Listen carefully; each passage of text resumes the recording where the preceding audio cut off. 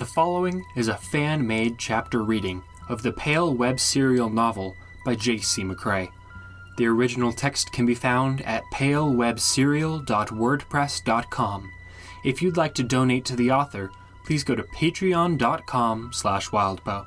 Thank you for listening.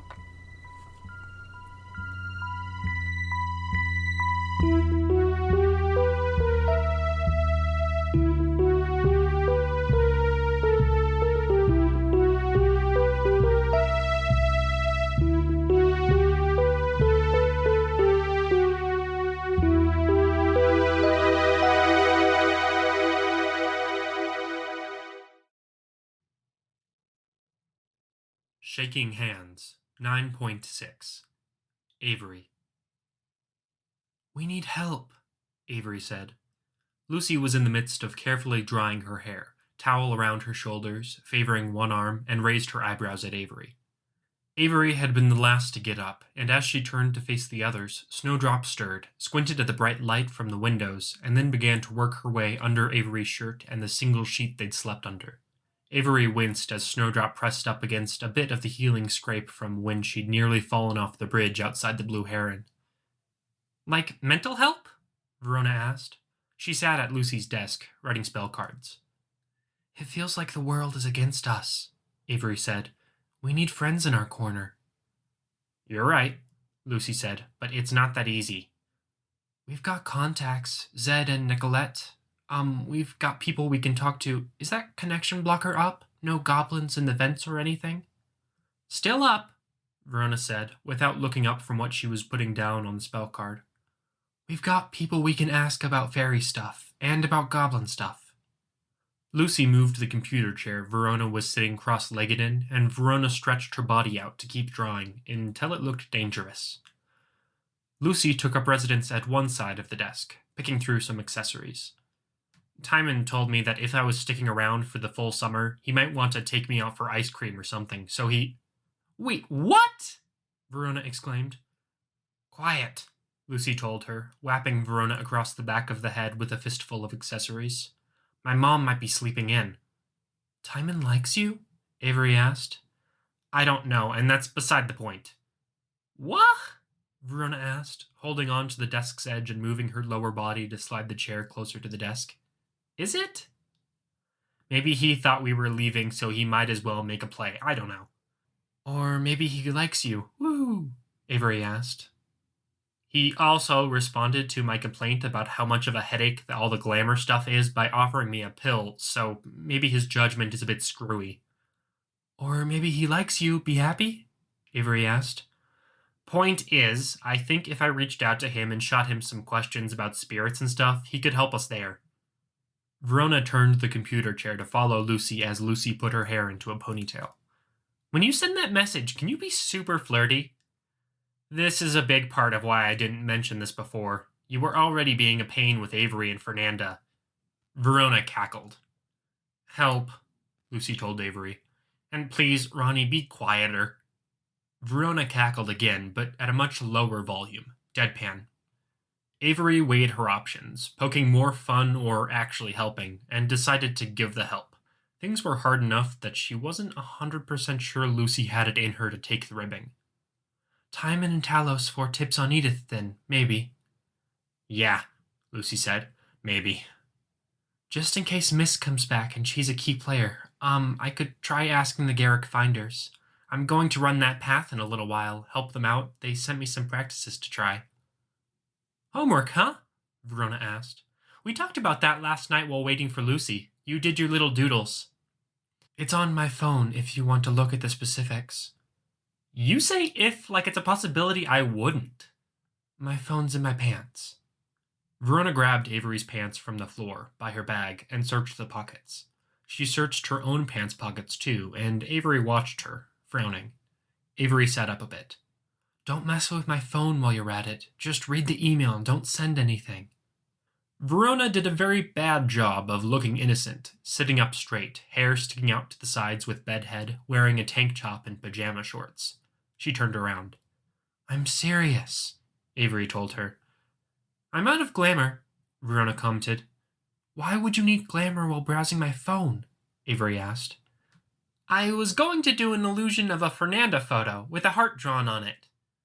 I'd like to revoke the permission to browse, Avery said, frowning at her friend. Something to hide? Lucy sighed.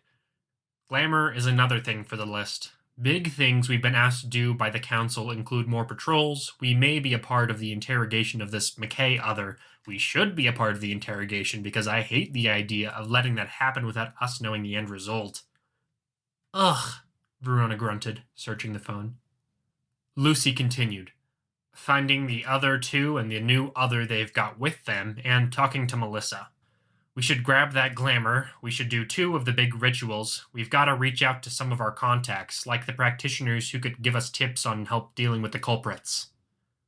I've got to name my little goblin buddy, Verona said.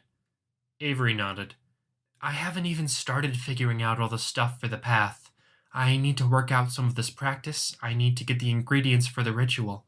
I'm supposed to have enough invitations and tickets and things to wedge a door closed, and I haven't been to that many events in my life.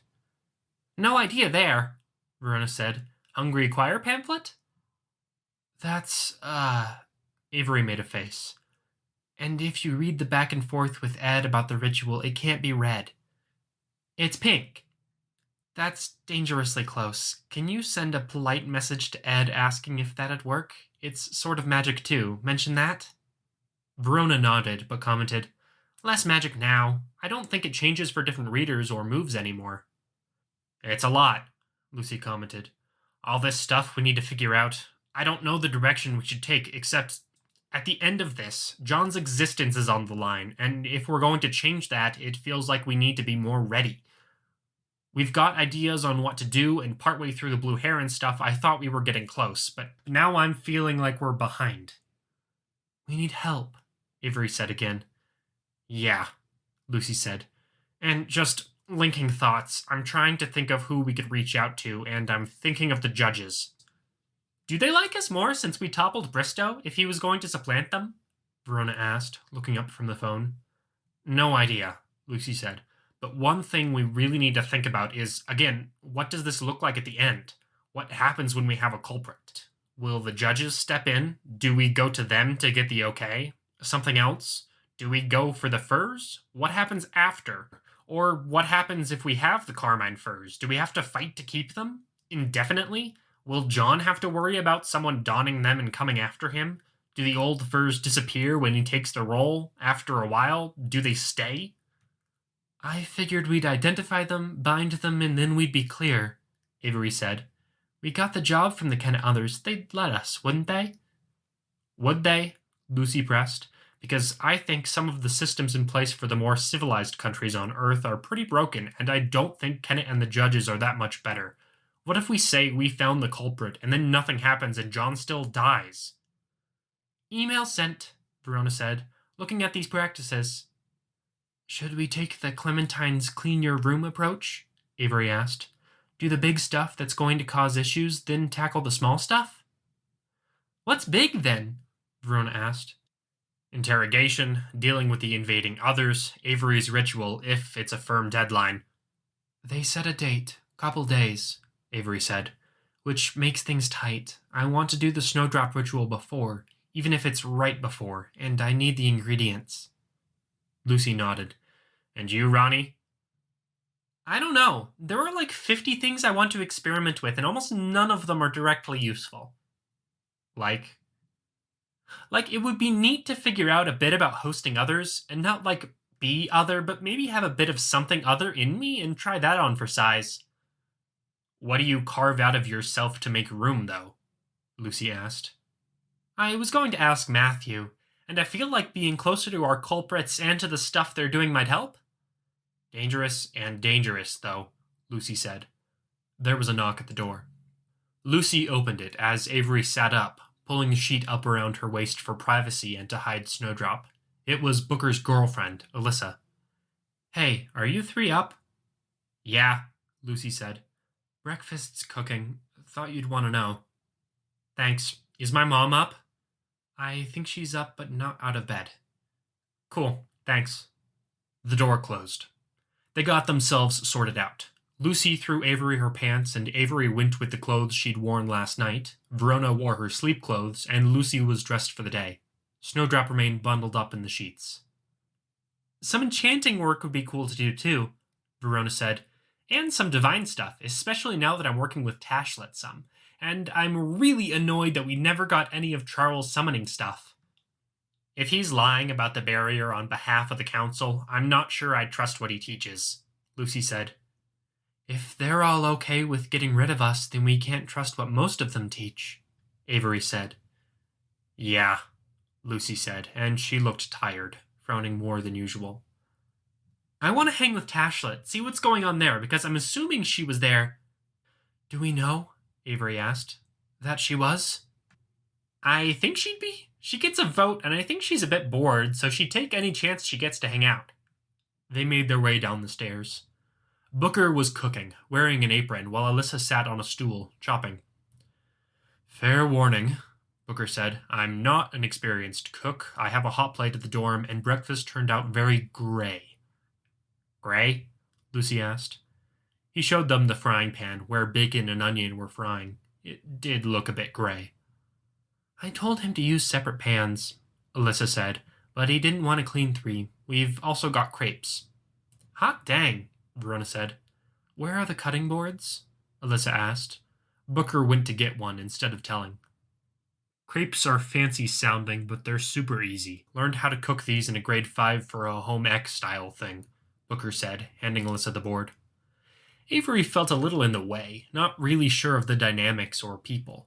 Last night, they'd arrived and had a quiet conversation, because Alyssa had been dozing and Avery hadn't really had it in her to butt in or anything, so she'd sorta dozed off too, wandering upstairs to let Snowdrop in and then falling asleep before the others had even ventured up from the living room. Verona took a seat, so Avery took her cue, sitting at the island counter in the center of the kitchen. It was a good-sized kitchen, really clean, very minimal, with almost no food or anything on the counters that wasn't a direct product of the meal being made. It was a contrast to Avery's house, with its supply of chips, healthier snacks, the box of cereal someone had left out, and the various dishes that hadn't fit in the dishwasher, laid out on a drying pad over more of the counter. Add in the appliances, the stack of bills, and the counter space disappeared fast. There was an unofficial rule in her house where anyone who wasn't cooking or addressing immediate chore or schedule stuff stayed out of the kitchen. Here, the kitchen was almost a hangout spot. I cannot make any promises about your intestinal integrity if you eat this bacon and veg, Booker said, tipping over the pan onto paper towels. This is embarrassing, but I was sleepy last night and I blanked. Your names? Alyssa asked. I'm... Verona started, at the same time Booker started to say something. Verona looked at him. Go ahead, I want to hear how you introduce me. Verona is Lucy's longtime friend, Booker said, getting out juices and milk. Who is a bit of an imp. She's funny. I think 2 of my biggest laughs in life came from her. She's a creative type. Doesn't like sweet things, so milk. Thank you, sir. Saying I'm funny makes me feel like I need to do or say something now. Nah. And Avery I only know through word of mouth. Likes sports and is good at them, is a sweetheart according to both Lucy and Mom. New to the friend group and already locked in. Lucy nodded once, firm, like this was gospel. Avery was touched, really. Booker ventured, and her family is... Big and chaotic, Lucy said. Hectic, Avery supplied. Then this isn't a change of pace for you here, I bet, he said. It's way different, Avery said, a bit subdued. She wasn't sure how to follow that up, and Booker had been talked up so much by Lucy that she felt a bit like she was in the presence of someone she didn't want to offend. Booker wore an apron and had his long hair back in a ponytail, and wore a sleep shirt with pajama pants. He was skinnier than she'd thought he'd be, but she'd seen Jazz and Lucy and she should have clued in that he might be similar. Both of them were a bit taller than average and slender. He was handsome too, objectively. He wasn't Ulysses, who was probably a 12 out of 10 on the gay girls guess about guys scale, but he was probably an 8 or 9 out of 10, which was really up there for Kennett. He had a bit of a sense why Lucy acted like he'd hung the moon in the sky, because he had a likable vibe, and Alyssa looked at him in a similar light, even seeming to lean into or cuddle him like he had his own gravity, which was cool and enviable. Alyssa looked closer to 15 than 25, only barely taller than Lucy, with a small frame and young face, and she wore a shirt that was big enough it was probably Booker's, her hair bleached, roots showing, and tied back in a messy ponytail. It was a happy, sleepy sort of messy look that made Avery feel a bit envious of Booker, even if Alyssa really wasn't her type. She wondered if there would ever be a time when she could bring a girlfriend home and have it be easy and comfortable like Alyssa and Booker seemed to be. She didn't need to worry about supplying a clear definition or any elaboration on her family, because Booker was distracted by getting all the breakfast stuff to the counter where Alyssa, Lucy, Verona, and Avery all sat. As for Alyssa, this is dangerous, my boyfriend status hangs on the line. Darn right, Alyssa said. There are people with talent, and there are people who work their asses off, and Alyssa's pretty close to being the top of the pack on both parts of that. That's what got my interest, like, damn, this girl's on top of things. Good start, Alyssa said, putting jam on a crepe and rolling it. I'm supposed to keep going? She's from a family of people who work in the Toronto financial district, but don't let that affect your read of her. Hey. And she's in poli-sci with goals of getting a seat in government. And me, with all my dim views of government in general, I think she will actually be decent. Damned with faint praise, Alyssa sighed. I said you'd be decent in government, and that's a leap for me, Booker said. You want more? I'm ambitious. What about you? Avery asked Booker. Aiming for a prime minister? My mom would hang me if I aimed too low, but really I think I'd rather have a smaller seat and make some meaningful change. Or lobby for some human rights stuff. I'm thinking about law school, but that's a long, long shot. I'm not that smart. You're smart, Lucy said. I'm the guy who slacked off a lot until his last year of high school, and now I'm trying to catch up. I'm working on the working my ass off thing, he said. He pointed his finger at them. Don't do what I did. Verona, Lucy said. Why single me out? Booker commented. I remember the saga of Verona's grade 6 ladder story.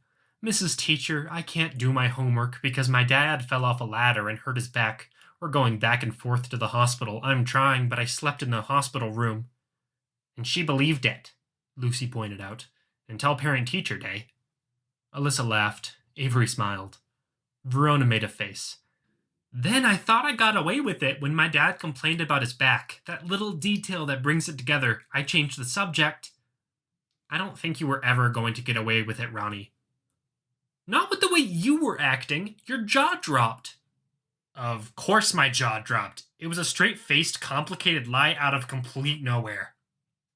Well, I'm better now, swore an oath, and with only a few accidental slips here and there, I've only told the truth. Ha! Booker laughed. She's telling the truth, actually, Lucy said. So we're not going to get any more ladder stories? Booker asked.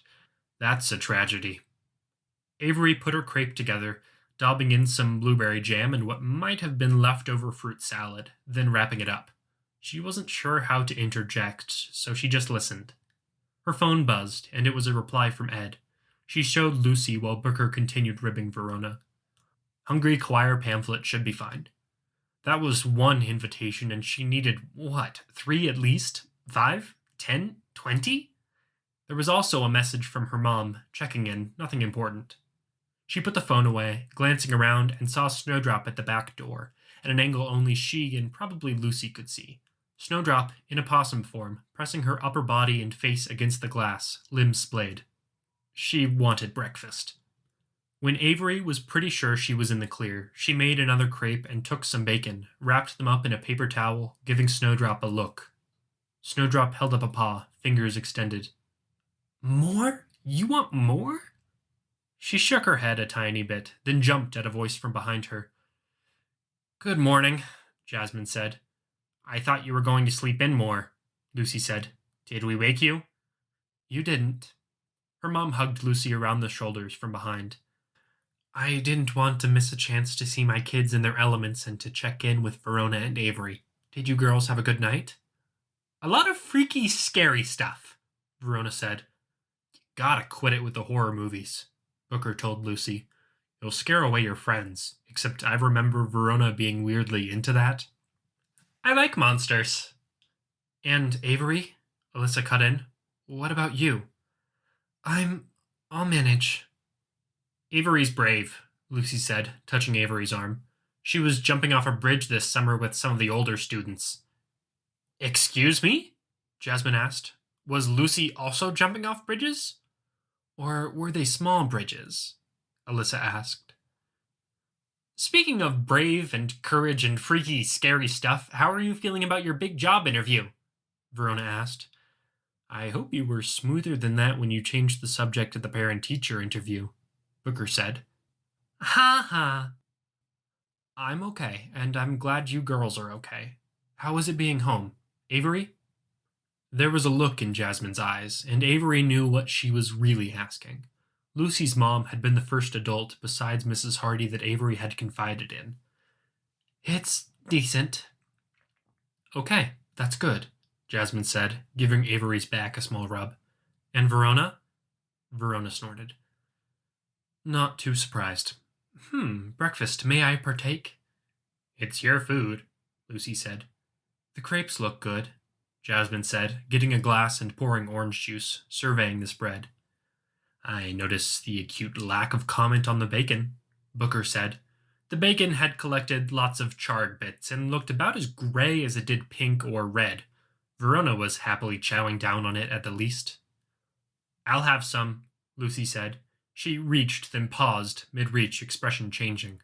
Her arm. And Booker and her mom noticed. What's going on there? Jasmine asked, going to Lucy's side. It's minor, really. You're bruised, and show me your other arm so I can compare. You're swollen. What happened? Hit the ground, Verona volunteered.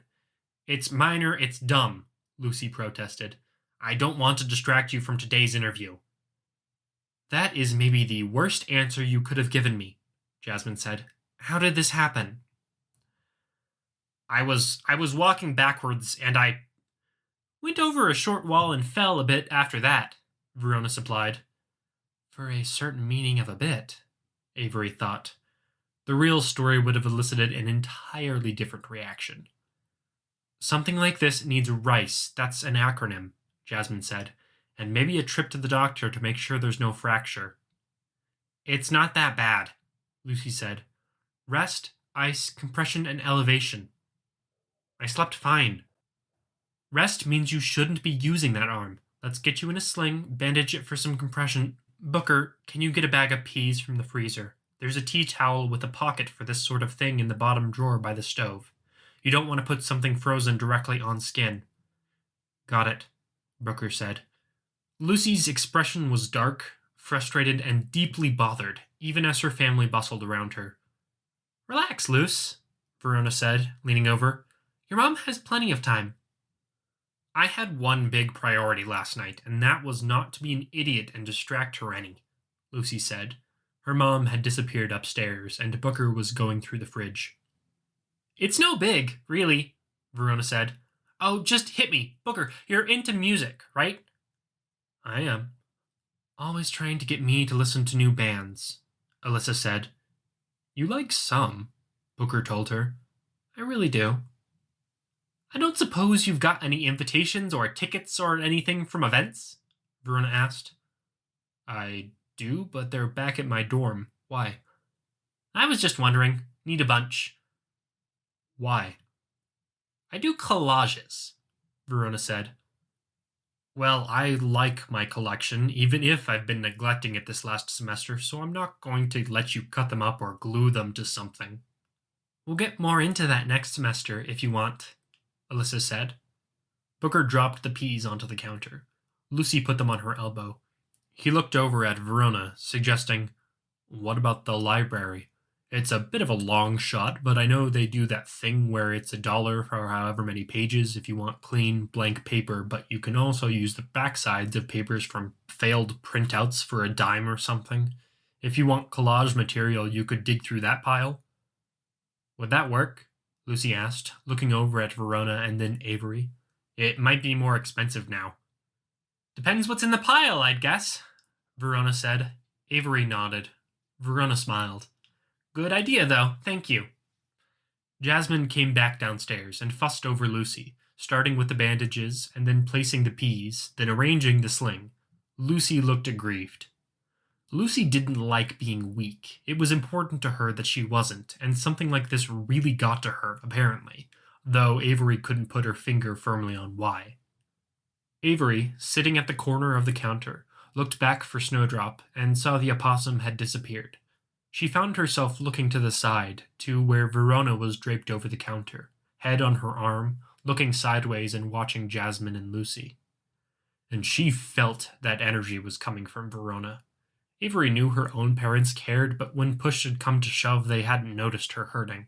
They had apologized, and they hadn't really done anything to make up for it in the grand scheme of things. She wasn't sure they'd notice the next thing. She looked across the counter at Alyssa, who looked over and gave her a brief smile that was sympathetic, which was weird until she sort of realized that she and Alyssa were pretty quiet as kind of outsiders in this family dynamic that did include Verona to some extent. Maybe. It was so easy to escape notice or escape the systems of priority people used, but it took energy to avoid it. Her phone buzzed, and Lucy reacted at the same time. Lucy's phone had gone off too. We don't have any plans, right? Lucy asked Booker. Nope. Alyssa and I were going to drive out into nature, possibly, Booker said. Borrow Van's canoe. Could do a picnic by the water. Okay, Lucy said. I guess we'll find something to do. Back by dinner? Lucy's mom asked. Lucy nodded. If they were getting simultaneous messages, Avery only had one real guess what that was about. Matthew sending his batch emails. They were supposed to interrogate the other today. I think, Avery started, I think I might have to split up from you guys. That got a surprised look from Lucy and Verona. Lukewarm pocket food. You're so awful to me. Sorry if it's linty. I was trying to be covert and I was worried they'd think I had an eating disorder if I was hiding food. I don't deserve this. Want to go hide? Avery asked Snowdrop. Avery knew that there was a side to things where, yeah, if they were interrogating that McKay other, then it helped if she was there, just like with the conversation with Nicolette. Someone standing further back from the conversation, trying to make sure they weren't being too harsh, too paranoid. But they were tight on time. The end of summer was a week and a month away, but there were other things edging in on their priorities, their needs. It was the invading others this week, but something could come up later, and if they weren't careful, they'd miss out on the key stuff, or on getting stronger, or on gathering allies, or whatever. So she'd told them to be nice, as a favor to her, which would let her focus on other things. It was so easy to escape notice or to be nice in a way that meant you were never someone else's priority. Or be inoffensive, or not a screaming emergency, in the same way perimeters, invading monsters, wars over magic schools, and ominous conspiracies were. There were bigger messes to focus on. There were priorities. There were things she needed to do and things she needed to learn, and her gut feeling was that if she went by Clementine's system of handling stuff by scale, then at least one important thing would slip away. So she stood outside a house she didn't recognize, double-checked her phone for the house number, and walked down the path, taking the stairs 2 at a time to reach the front door. She hit the bell, and stood so the little camera built into the doorbell could see her. Snowdrop became an opossum and scampered into the bushes. The guy who opened the door was middle-aged, balding a bit, with hair grown longer at the sides and back as if to compensate. Mr. Oakham? Yeah? Is Melissa in? All the time. Are you one of the, dancers? I was on the soccer team and the hockey team with her. Can I see her? I'll check, he said. She's refused visitors before, so I wouldn't take it personal. Okay, she said. Do you want to come in, or... She shrugged, leaning against the railing. Outdoors nice. There's a breeze. Okay, he said, in the tone of someone who wanted to say something but was holding back. She waited, leaning against the railing, the screen door closed and the front door open, the breeze blowing. It was a pretty warm day by Kennett standards. She hadn't been putting her hair into a ponytail lately, but she'd done it today, just to have more of the skin on her neck exposed. She'd stopped by home to change because the idea of wearing a t-shirt and jeans was death when it was 35 degrees Celsius out. She wore an athletic top with a thin Y of straps at the back and an herb or something on the front, and lightweight shorts with drawstrings longer than the legs of the shorts were, again, just to leave more room for the breeze to touch skin. The bag had been an issue because a backpack got too hot, so she'd brought her gym bag, mostly empty. Her stuff dropped into it, and it was hanging weird because all the weight had tipped forward. She took the opportunity to adjust it some. She'd wanted to wear sandals, but had elected to wear her running shoes, just in case, in the same way she'd brought some magic stuff, just in case. Melissa clunked her way down the stairs, even though her foot wasn't in the plastic boot anymore. She stopped as she saw Avery, then carried forward, her dad following her down. "Hey, teammate," Avery said. "Not on your teams anymore." "I still see you as a teammate in spirit," Avery said. "Well, I'm not, and I won't be in the future." "If you did your physio, there's a chance," Mr. Oakham said. "A bad chance, and I do physio. It's just way harder than you act like it is. Can you just go away?" "Melissa needs to walk for her physio," Mr. Oakham said. "So if you wanted to hang out..." "Dad, come on." Melissa looked outright disgusted. "I'd give you money to go by the corner store and rent a video or something." "Everything's online anyway," Melissa said. "Or something," he said. "Thanks for visiting. Avery." "Avery." Melissa made a face at her dad's back as he retreated to the kitchen. She looked like she might stand on the far side of the screen door, then decided against it, possibly because of the interior heat. She opened the door and limped a bit as she stepped outside, leaning against the railing opposite Avery. Snowdrop, human, stepped around to the base of the stairs. Melissa's expression changed to surprise, a moment of consternation, then a scowl. "You okay?" Avery asked. "No, I'm not okay. My friend group ditched me. You guys are, I don't know, you're disappearing off through a cupboard to a magical world of Yorkinstan or something to be Witches 3, and here I am, left out, getting painful as shit physio sessions instead." "I'm sorry." "I bet you are. Why are you here? Did Luis's relative rat me out?" "I'm a huge rat," Snowdrop said, deadpan. "We heard you learned a magic thing." "I learned something, and it worked a few times, then it stopped, just in time for my parents to think I was crazy. I tried to show them, and it didn't do anything. Did you shut off the power on me? Not allowed for Melissa?" Avery shook her head. "Not that I'm aware. I don't think it works that way." "How does it work?" "That's a really complicated question to answer." "I bet it is." "Want to walk?" Avery asked. "Can we not?" "If you need to do it for your physio, and you're going to be doing it anyway." "I'm not. It's supposed to be an everyday thing, and I'm supposed to do these sessions where I flex and rotate my ankle, but it doesn't work. I still don't have any sensation in part of my foot, so I'm cutting back. I walked yesterday, or the day before yesterday, I forget. Your friend there knows." "Let's walk," Avery told Melissa. "For privacy and for whatever brought you downstairs when you wouldn't come for your old friends." Avery walked down a few steps, hesitated, and then continued down as Melissa started to descend behind her. Melissa asked, "Have you seen what they put on GoPhoto? They're practically sociopaths. They don't really care, you know. They check in because their parents urge them to, or coach urges them to, and they take pictures with me and post them even though I said not to, because it's not about me, really. It's about them and their social media." "I don't use GoPhoto yourself." "I'd show you, but then I might vomit all over the street from the fakeness of it all." "I don't want to see that," Snowdrop said. "Hey, Rat, you missed out. While you're telling people my secrets, you should have told my dad about the smoking." Melissa indicated a path that took them around the back of the neighborhood. trees on one side and hedges or fences on the other. It looked like bikes took this way to go up and down the length of Kennet without having to navigate traffic. At the upper end, they'd run into the old train station, or the back of the town hall, and at the bottom end, they'd hit a dead end not that far from Verona's potential domain.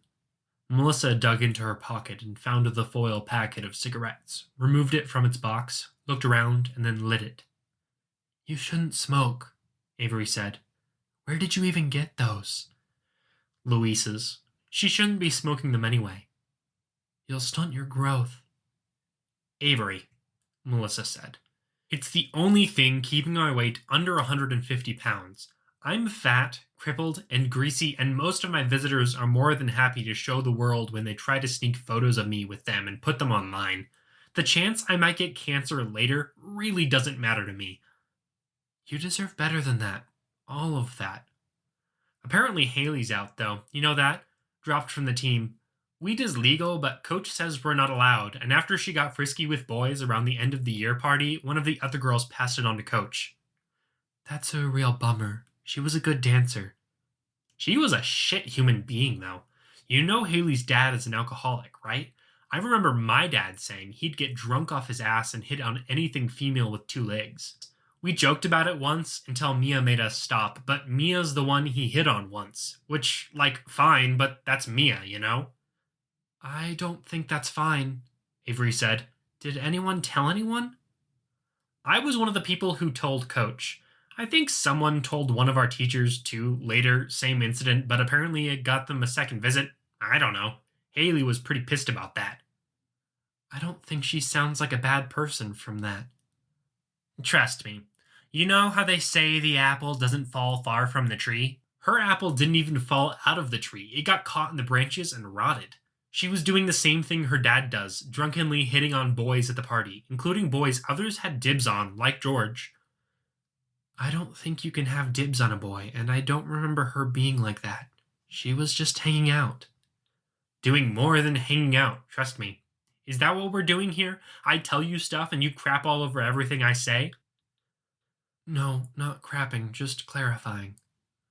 Avery had to work to match her pace to Melissa's. She found herself dawdling, zigzagging a bit, kind of like she did when Grumble hobbled about the neighborhood. The conversation died. It was nice to be in the shade, at least.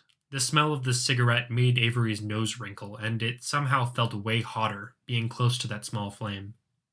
She checked, just because, and it wasn't damaged in the telltale way Sig was. "So you're gay now," Melissa said. "I'm gay since birth, I'm pretty sure." The girls were talking about it when they visited. Mia was gloating about figuring it out beforehand. "She did, kinda. I confirmed because I don't want to hide it, just wasn't broadcasting it. She seemed pretty cool about it in an awkward sort of way." "She's not, She's not cool, any more than she's cool with me being a cripple. She'll be nice to you and post rainbow flags and whatever, but it's only for image. The moment you really need backup, they'll all let you down." "I'm really sorry they let you down, Melissa." "I'm not talking about me. I'm sick of talking about me. It's a depressing subject. So what else is there to talk about? You're gay. Cool. Do what works for you. Girl at the wavy tree was gay and really good." "So I hear." "Is the kid your girlfriend or something?" "Yep," Snowdrop said. "No," Avery said, pushing at the side of Snowdrop's head. She wasn't sure how to follow that up. "Snowdrop's younger than she looks." "Snowdrop? Yeah, man, your parents really shit the bed when it came to naming you, huh?" "Yeah," Snowdrop said. Avery frowned a bit. "I'm assuming we can't talk about magic because I never get a straight answer about that. But you know stuff, Snowdrop? Even before I told you. Because I showed you and you have to have told Avery." "Yeah," Avery said. "What does it take?" Melissa asked. "To get in?" "A better attitude," Avery said. "Maybe." Melissa looked over at her. "I was debating telling you," Avery said. Melissa grunted as she stepped forward, looked over. The more uneven dirt path that had been carved deeper than wide by bike tires was hard for her to walk on. "I bet you were." It's a bigger ask than you realize, Avery told her. I need to know I can trust you to not only be cool, but to be good at this. And I know you can work your ass off from hockey and from soccer, but you seem to have given up, so... So this conversation is, what, a test? Kind of, maybe. I'd have to talk it over with the others, and a bunch of stuff, so just talk to me for now. Melissa grunted as she limped forward for a few steps. Do you need to lean on me? Would that help? Avery asked. No and no. Okay. I don't know what to say, then, Melissa told her, sounding a bit surly. If I say the wrong things, I might scare you off and never get this magic stuff. Being bitter about your friends isn't great, Avery said, just as a clue. That's bad, then, because I haven't even scratched the surface. That's bad, yeah, Avery said. You should loop her in, Snowdrop said. It'd be good for you guys. Don't try to worm your way into my good graces, rat, Melissa said. And referring to my friend as a rat is really not a good move, Avery said. I'm really trying to be nice about you being a little asshole, Melissa, and I'm really reaching, with possibly letting you know about stuff, but please. She accidentally put a lot of her annoyance over Melissa into her tone with that last word. The conversation died again. A bike dinged its bell as it came from behind. They stepped off the path, Melissa leaning heavily into a birch tree, hiding her cigarette even though she couldn't hide the smell. A father, wife, and 2 kids zoomed through on their bikes, the dad raising a hand in a wave of thanks. Melissa ventured, When you dragged me out to meet Luis and that old guy and the woman with the scars... Charles and Clementine. They said I should be careful. The old guy looked like he'd been through the ringer, sick and starved. He's younger than our parents, I think. Really through the ringer? Wow. But he said to be careful, and I should look to the girl with the scars to see what's out there, and she should look to him to see what waited for her if she kept looking. Yeah. Back then, I looked over at you because I sort of knew you. We never really hung out. We could have, but you weren't a dancer and you always left school or practice so quickly. I was pretty lonely, felt like suffocating, so I was pretty eager to get out of there. Self-fulfilling, isn't it? I guess. You were hurt, your arm, I think, and you were worn out and dusty and your friends didn't look much better. Yeah, I don't think telling you stuff would be the nicest thing I ever did. I think there's a good chance you'd be mad at me later on because it gets heavy or tiring or it's really rough when it's rough. And if this went badly with me inviting you in, I'd really pay for it, I think. Melissa pushed at Avery's shoulder, and Avery turned, saw Melissa had stopped. Look me in the eye. Avery took another step, then faced Melissa square on. Look me in the eye and tell me. Tell you what? This, all of this. Look at me and say whatever it is you're getting at. What are you thinking? Why? Why now and not earlier this summer? Because we're outnumbered and it's pretty awful, Avery said, quiet. Awful how? Why? What's awful? You're outnumbered by what? Can't say, Avery told her. Melissa screwed up her face, looking like she wanted to spit but couldn't find a good place. Snowdrop went to Avery's side, head against her shoulder, hugging her. It was nice, but with the temperature being what it was, the heat of another person against her was a bit ugh. You want to know what I'm thinking? Avery asked. I think you're bitter and you're unhappy and you might want to be unhappy, and I don't get why, but I want to fix it. I want to help you, and I don't know a way how that isn't telling you what's going on, but telling you would cost. And then, even more than that, if I tell you and you're bitter or this ready to turn on me or turn on us, that really costs. So what? I'm so piteous that you want to help. Yeah. And yet because I'm so awful a person, you don't want to help me? Oh, I want to. I've seen you at your best, Melissa. I've seen you as one of the only people on the team who really tried and who helped me get that goal against Swanson when most of the team gave up before we started. And right now, I could really do with more of that.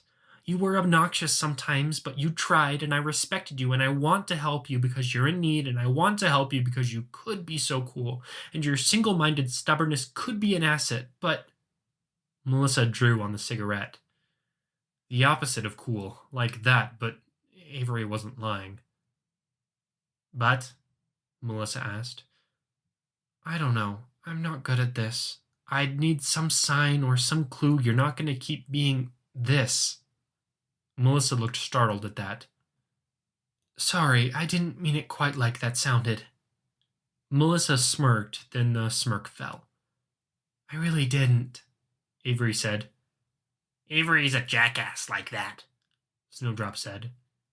They stood in the shaded woodland path, a muddy furrow between them, Snowdrop at Avery's side, Melissa holding the cigarette as it burned slowly toward her fingers.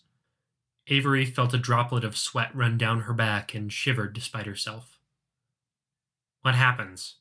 Melissa asked. What happens what? What are you asking about? What happens if whatever? What are my options? I mean, this one offer you're making me, say the magic words that convince you? Then what? There's a process. I think we'd have to send you to someone we trust to handle initiating you, but I'd have you put my name on it, so I own the consequences. It'd make a lot of enemies, but I think they're enemies anyway. You'd help us in exchange. The big stuff would happen this summer, then after that you'd be free, I guess. Vague. Has to be, Avery said. The more you know, the harder it is to close the door. What's the other option? I don't know exactly, but I think the alternative is that you carry on like this, trying to figure it out. I know some people who, they stumbled on stuff or worked out a way of dealing with stuff, or they were kidnapped and they couldn't get away from the stuff. From magic? They became aware, but not exactly capable of stuff. It made their lives complicated. In a lot of ways, it made their lives small. Small? Because, you can't be a prime minister or CEO of a big company, or it's harder. And stuff chases you, or you get caught up in a dynamic, depending on however you approached whatever little you've seen and figured out. Some people, they fight it. They deny it so hard, stuff can't touch them. I'm not denying anything, though. No, so if you continued like this, I'd be on the lookout for weirdness, patterns or things you've seen or unusual things in the way the world treats you. Melissa's eyes darted around as she processed that. Like seeing or knowing things? Yeah, why, have you... I don't really get it. Avery swallowed. Sorry. Is it so bad, me doing that? It's not like I'd ever be a CEO or anything anyway. Avery nodded without replying. It's bad. Why? Melissa asked, concerned now. The woman with the scars, Clementine, it started for her when she was little. She lost most or all of her family. She can't hold a steady job, so she works online. And it's not even being a CEO. Even love, a simple relationship, it's hard for her. Just dating, she's scared because people who enter her life die. A lot. And you? Melissa asked. Different, but there have been threats against my family, apparently. I don't like my mom, dad, or aunt that much, so that doesn't bother me, Melissa said, smirking. But when Avery didn't play along, she dropped the smirk, going straight to a depressed, detached look, more glum than before. Probably not winning myself any points saying that. I'm joking, just so you know. I'm not, Avery told her.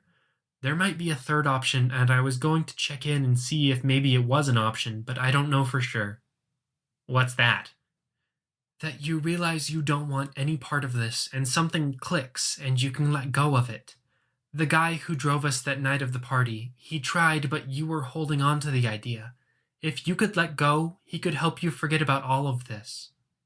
Ideally, that had happened before the weirdness, because I think once something latches onto you, you couldn't escape, Avery thought. Melissa shook her head. I can't let go. I need for there to be some magic in the world for a cripple like me, even if it's a tease. You're not exactly a cripple, Melissa. You can walk. Melissa shrugged, frowning. Avery sighed, frustrated. Snowdrop took her hand, squeezing. Option 2 it is, then? Melissa asked. I keep doing this. Good talk, goodbye. I was asked to handle this, because if you keep going, you might eventually make a real mess. For me, Lucy, and Verona, or for others, or for all of Kennet. And we can't deal with many more messes before things really start going wrong. You're going to whip out a magic wand and turn me to ash here on this path? Melissa asked. No, Avery said, but I think some people would want me to. Melissa frowned, staring at Avery. Then she fidgeted with the cigarette and dropped it to step on it. Funny. Avery shook her head, a small gesture. I just wanted the privacy to smoke without any neighbors seeing me, Melissa said, quiet. I don't intend to hurt you, Melissa, outside of an emergency situation like you coming after me with a knife or people's lives being at stake. I'm not seeing the options here, then. I'm supposed to, what, I become a witch or whatever like you if I can pass this BS purity test of yours and you'll get in super deep trouble? Or I keep going like this until something goes wrong and I can't even get a shitty boyfriend? Or I'm supposed to have an epiphany and I go, oh, actually magic doesn't sound super interesting. I don't want to know. Take it away from me. There are options inside option number 2, maybe, Avery said. I don't know for sure, but I think the door won't close and you could get that weirdness, however small. Let that be the magic, if it happens. You shouldn't keep practicing or messing around or showing people. That just opens the door wider, and that might be when the life-ruining stuff happens. Just stop and ignore it and it'll come to me? I don't know, Avery said. But if you stop, there's a small chance that you'll forget about this, or you won't be able to keep up the illusion. Your mind will convince you it's a trick, and you'll become innocent again. It felt manipulative, leaving that out. What if Melissa started. What? If there's already something weird I've noticed. Avery's heart sank. Don't tell me. Why not? Because then it becomes a thing. You just stop thinking about it. Let it be. I can't. You can't say not to think about one of the only interesting, mind-bending things in my life. Avery opened her mouth, then closed it. You should become like Clementine, Snowdrop told Melissa. It's a good life. It's an awful situation happening to a good person, Melissa, Avery said. And I think you're bitter and you're frustrated and you need to do your best to let this go, because if you don't, then I might not ever let you go. Melissa raised her hand, then dropped it. She turned around like she was going to storm off, then turned back to Avery. Better to go before Melissa could force it. We're going to leave. You can find your way home? We had a classmate, didn't we? Avery had already turned away. Now she stood on the path, her back to Melissa, the words ringing in her ears. We had a classmate who sat up front and then we didn't, and there were others at school who disappeared. I was reminded of it when I was thinking about you and Snowdrop there dating. That looks like a small age gap. Wasn't the guy sort of creepy, a 13-year-old without friends hanging out with an 11-year-old? Peyton, the 11-year-old girl from the police station. The dancers commented on that. Sharon tried talking to the kid to get her onto the dance team as an escape, even a short one, so maybe the dude would move on. Am I making this up? Avery looked over her shoulder at Melissa. Melissa seemed a little startled by Avery's expression. Melissa pressed on. She wasn't interested in dance, so she told us no. But it was pretty obvious she was too nice. She got stuck with the weird friend. We thought about having a come-to-Jesus talk with him, but Mia wanted to do it without bullying him, which was awkward. And before we could decide on how, we forgot about him. His desk was empty. This happened, didn't it? Avery stalked her way toward Melissa, who backed away a step, winced as her foot came down funny, and then shied back as Avery closed the distance, moving in close. She raised her hands, shielding her face and upper body, but Avery went low. She pulled Melissa's phone from her pocket. I thought you were going to kiss me without asking or something messed up like that. That's my phone! What the fuck? Give that back! Melissa grabbed Avery's shoulder, and Avery shook the hand off. Melissa came after her again, and Snowdrop stepped into the way. I'm not above smacking you, even if you're a bit younger. Dropping the nice act, Avery. I didn't give you what you wanted, so you're going to steal my phone? Avery had no pockets, so she'd kept the centipede card between her waistband and her hip. With nowhere else to put it, she slid it between the phone and the case. It took 2 tries. The phone display corrupted, black voids opening up in it, revealing code beneath. She kept it out of Melissa's sight. What are you doing? Melissa asked. Avery remained silent, her expression serious. She accessed the phone and accessed the gallery. There were photos taken of things from the night of the party. She selected all of them. Why is this pissing you off so much, huh? Because I can keep going. I think other people have disappeared like the guy did, Melissa called out. She hobbled closer, and Snowdrop got in her way, pushing, cutting her off. Avery paced, waiting, typed out her orders to the centipede card. She hoped it would work. Delete these photos. Delete all copies on Melissa's computers. The card worked its magic.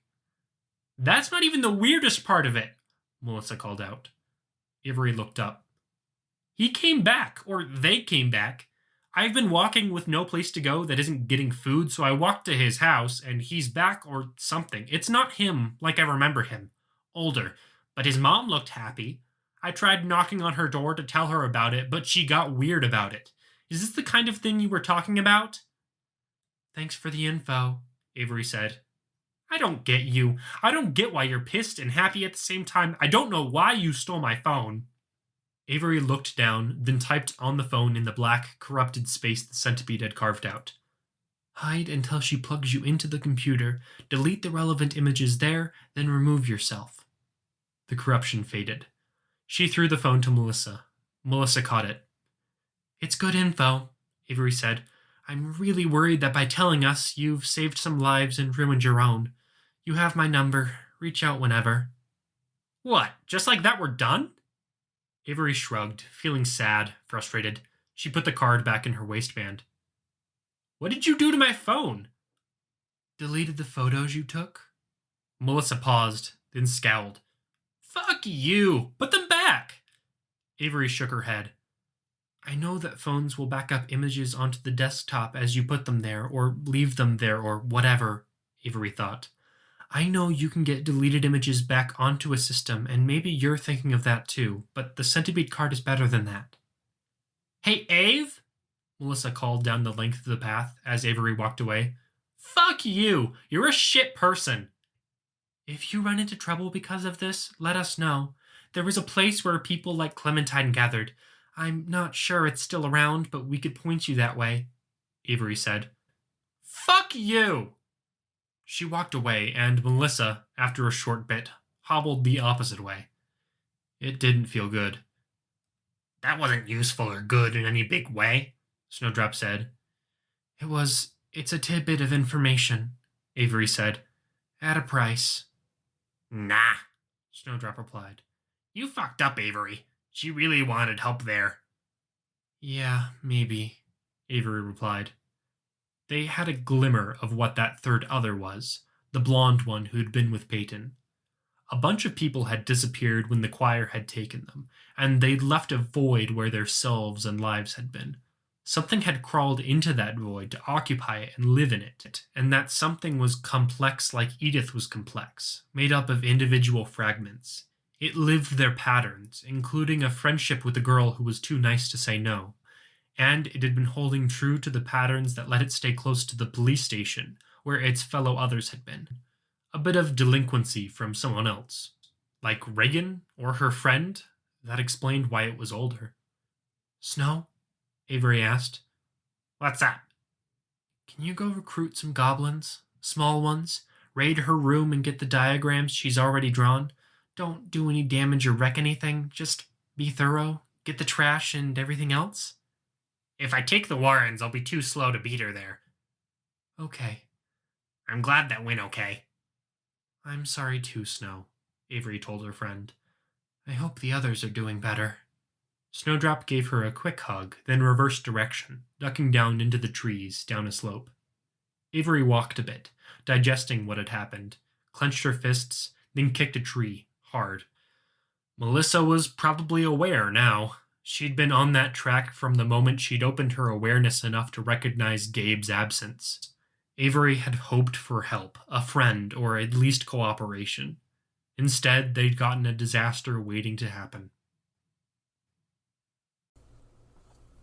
This has been a fan-made chapter reading of the web serial Pale by J.C. McCrae, read by me, antaresgold. I use he, him pronouns. The original text can be found at palewebserial.wordpress.com. If you'd like to donate to the author, please go to patreon.com/wildbow.